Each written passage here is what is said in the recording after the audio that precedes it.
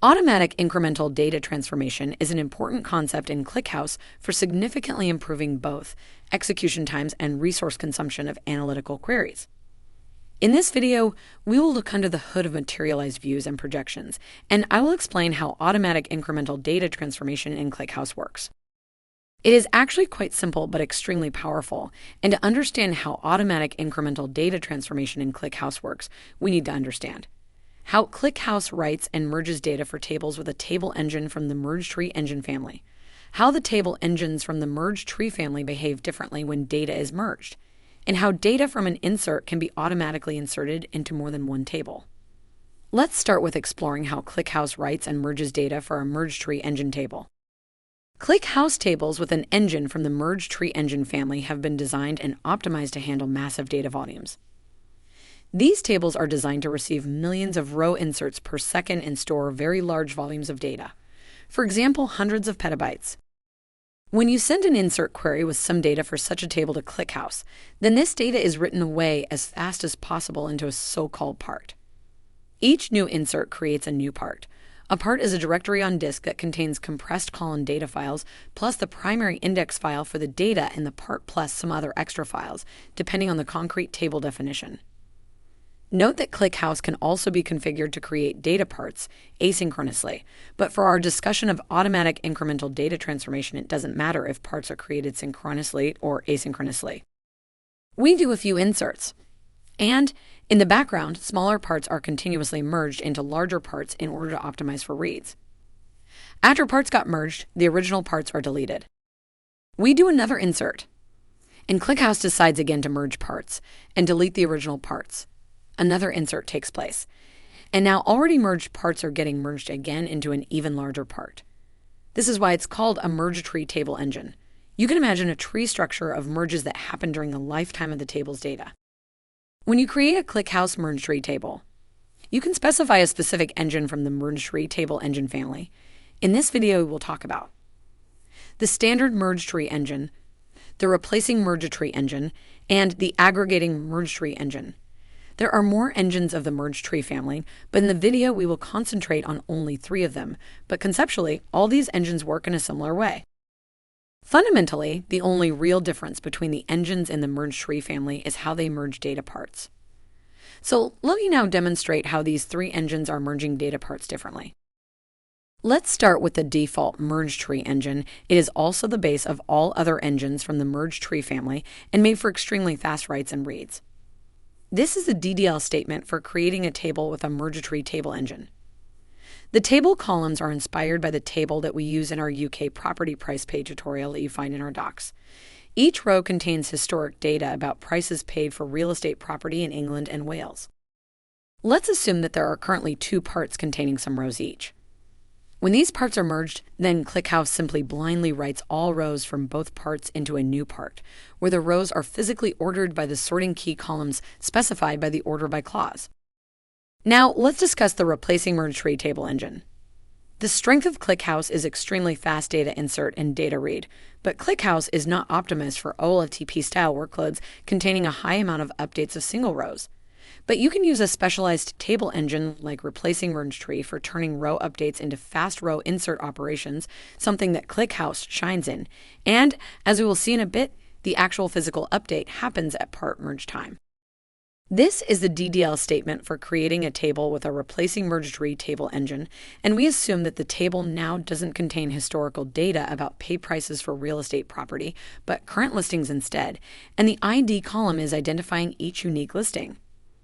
Let's assume again that there are currently 2 parts containing some rows each. When these parts are merged, all rows with the same sorting key value are replaced by the latest row, thus the name replacing merge tree. The aggregating merge tree table engine can be used to move data aggregation from query time to the time when the data is inserted and merged respectively. This is a very powerful concept. Instead of calculating aggregates again and again at query time, you can let ClickHouse do the calculation once at insert and merge time, respectively, and then just read the already aggregated data at query time. The DDL statement for creating a table with an aggregating merge tree table engine looks a bit more complicated. For each town in England and Wales where real estate property got sold, we want to store the max and the average price over all sold properties in the town. For this, we need to give some guidance to ClickHouse regarding the part merge logic. With the aggregating merge tree table engine during a part merge, ClickHouse replaces all rows with the same sorting key value with a single row containing aggregated values for all columns that have an aggregate function data type. The specific aggregate function data type for a column tells ClickHouse which aggregate function should be applied to the column values, and if it is necessary, to store additional meta information or some state, respectively. For columns with a simple aggregate function type, ClickHouse just applies the specified aggregate function. However, for columns with a non-simple aggregate function type, ClickHouse applies the specified aggregate function plus it stores some extra info that is required for a precise incremental aggregation. Let's look at an example. For that, we first make some more room by adding some line breaks to the DDL statement. Let's assume again that there are currently two parts containing some rows each. In the first part for the City London, the max paid price for a real estate property is $1,900,000, and the average price is $783,000. And for that average, the row also contains some extra info indicating that the average value stems from 13 pay prices. In the second part for the City London, the max paid price for a real estate property is $3 million, and the average price is $1,576,000. And for that average, the row also contains the extra info that the average value stems from 25 pay prices. When these two parts are merged, ClickHouse replaces all rows with the same sorting key value with a single row containing aggregated values for all columns that have an aggregate function data type. Therefore, all rows with the London value are replaced with a single row, where ClickHouse applies the max aggregate function over the max price column values, and where ClickHouse applies the average aggregate function over the average price column values. And because the average price column is of type aggregate function, the extra info, or the extra state, respectively from the merged rows is read and stored combined in the new row. Each single aggregate function that is available in ClickHouse can be used with the aggregating merge tree table engine. ClickHouse supports all the standard SQL aggregate functions, plus a very large amount of handy ClickHouse-specific aggregate functions. Our documentation shows which of these aggregate functions can be applied in an aggregating merge tree table in the form of a column with a simple aggregate function type without having to store additional state information. All the other aggregate functions require the non-simple aggregate function type because some additional meta information or state, respectively, needs to be stored in order to calculate precise values in an incremental way. As mentioned before, fundamentally, the only difference between the engines in the merge tree family is how they merge data parts.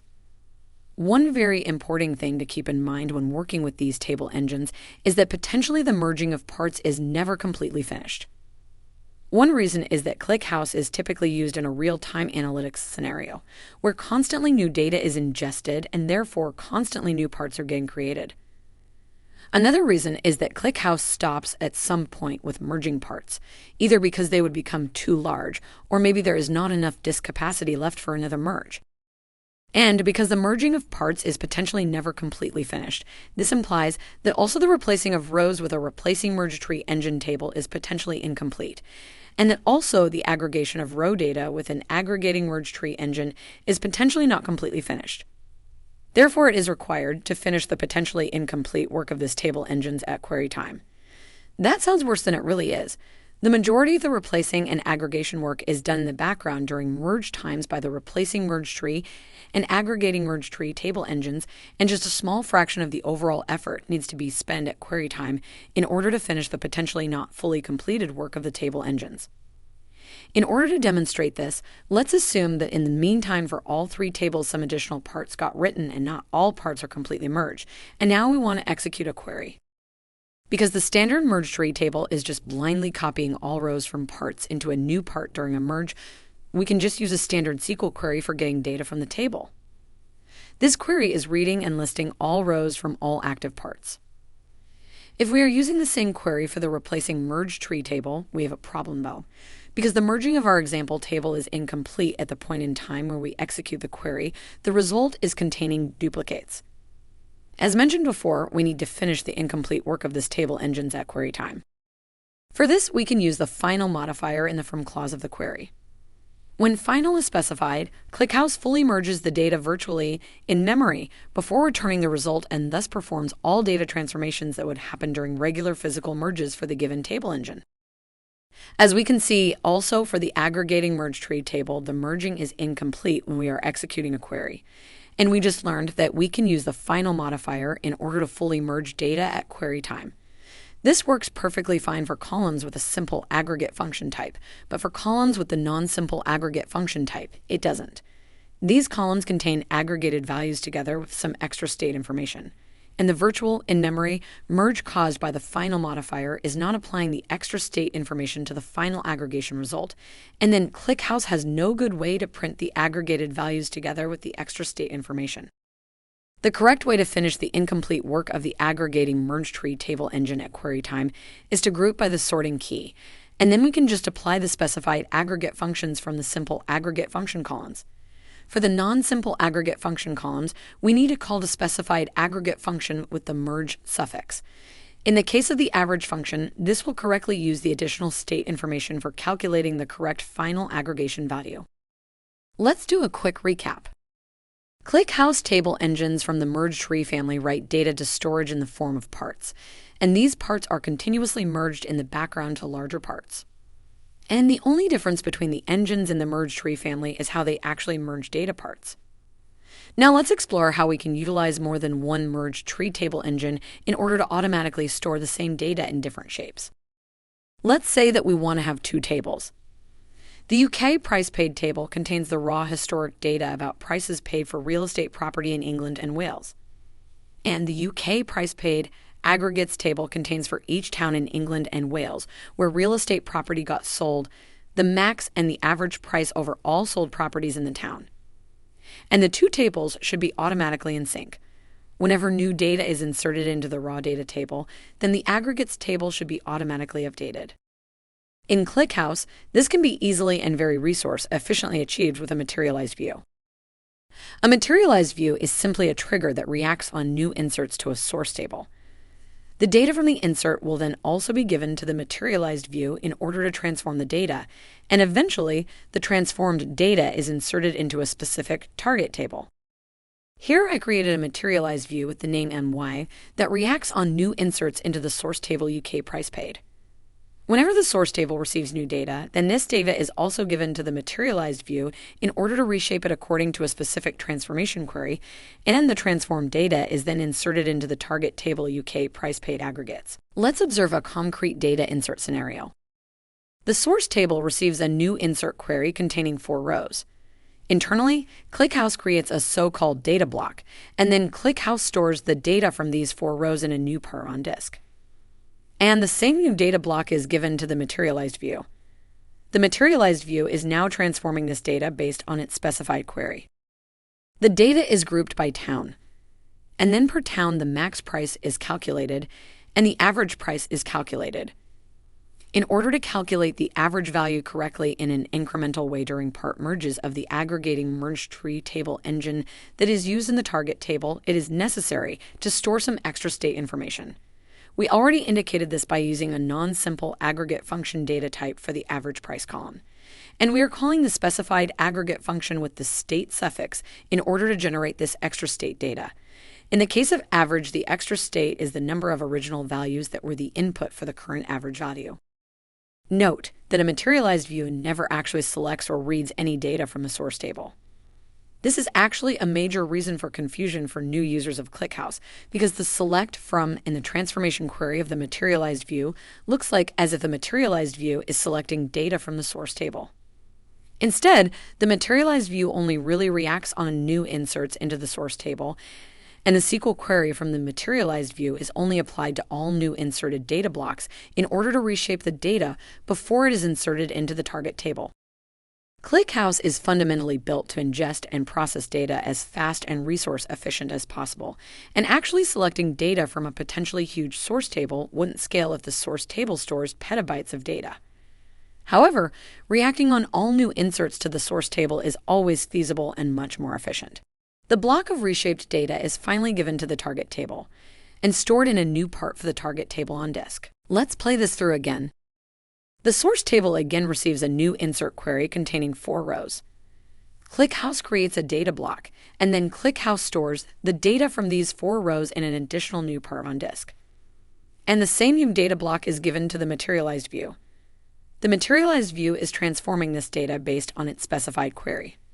The block of reshaped data is given to the target table, and finally stored in a new part for the target table on disk. Now ClickHouse decides to do a part merge for the source table. And also a part merge for the target table takes place. Note how data is incrementally transformed at both ingest and merge time. Let's observe one more round of this mechanics of automatic incremental data transformation in ClickHouse. The source table receives a new insert query containing 3 rows. ClickHouse creates a data block, and then ClickHouse stores the data from these 3 rows in an additional new part on disk. And the same new data block is given to the Materialized view.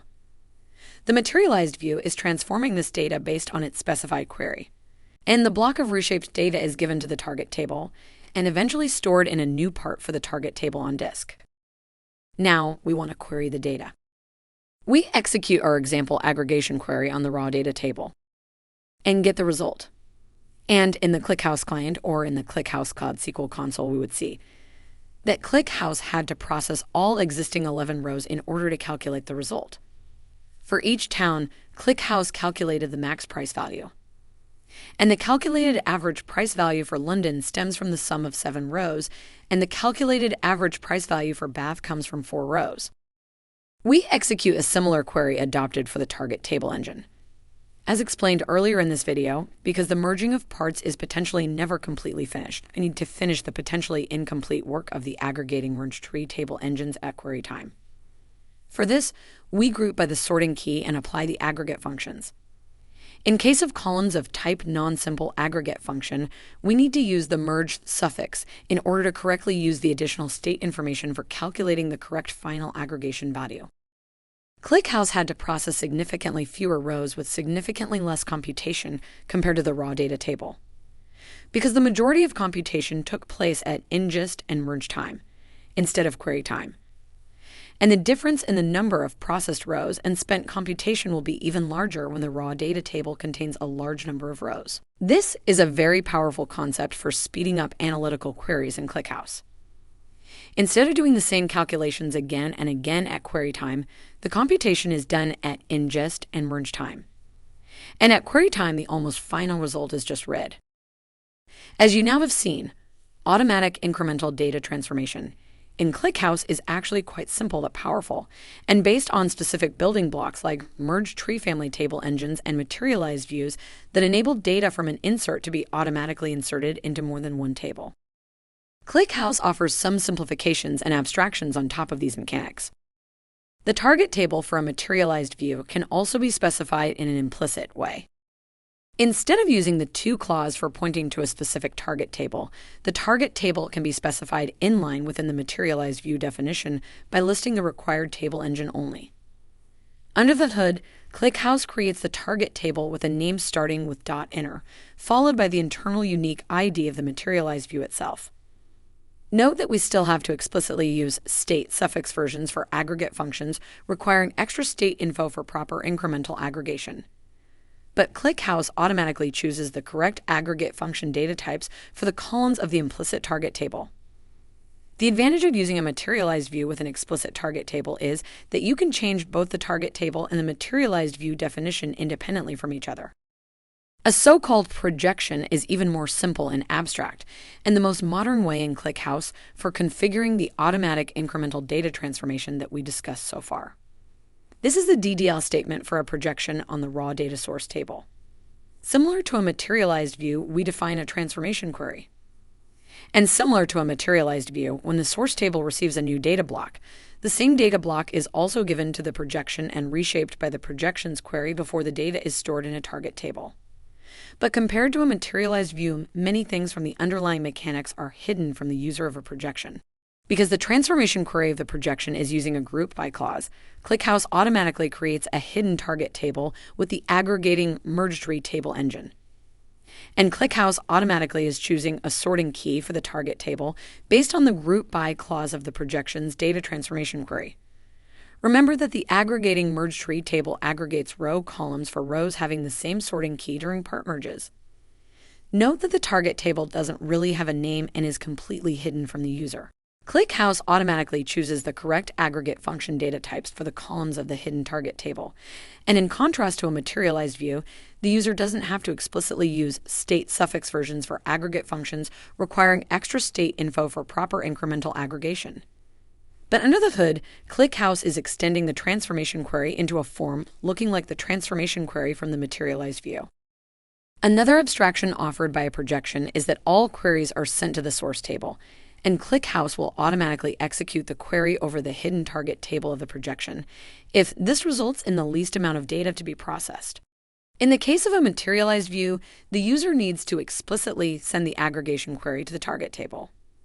Note that alternatively to the target table, the query can also be sent to the materialized view. And lastly, note that for the projection, the query doesn't need to explicitly use the merge suffix in order to correctly use the additional state information for calculating the correct final aggregation value.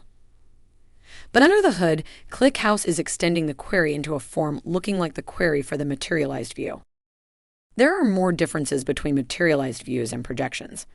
A pro for materialized views is that with materialized views, you can use different TTLs for the source and target table, whereas with a projection you can't. But unlike materialized views, the projection's hidden target table is updated atomically and consistently with the source table, because the data for the projection's hidden target table is being stored in the same parts directories of the source table and is being merged and replicated in the same way as the source table data. That was all for this video. We talked about the building blocks for the mechanics of automatic incremental data transformation in ClickHouse. Materialized views and projections enable data from an insert to be automatically inserted into more than one table. This allows you to use specialized table engines from the merge tree table family in order to reshape data at ingest and part merge time. This is a very powerful concept for speeding up analytical queries in ClickHouse, because you can shift computation time from query time to the time when the data is written. In this video, I showed you one specific example where I used a materialized view or projection, respectively, for automatically and incrementally aggregating data. But there are much more use cases and data design patterns. For example, it is possible to have a separate table with a different row order and therefore primary index in sync with a source table in order to optimize specific queries that need to run over the raw data. And it is possible to have a table that automatically contains only the latest data, or a table that automatically contains the result of a join between the source table and other tables, and more. But this is topic for another video. So stay tuned and have fun with ClickHouse.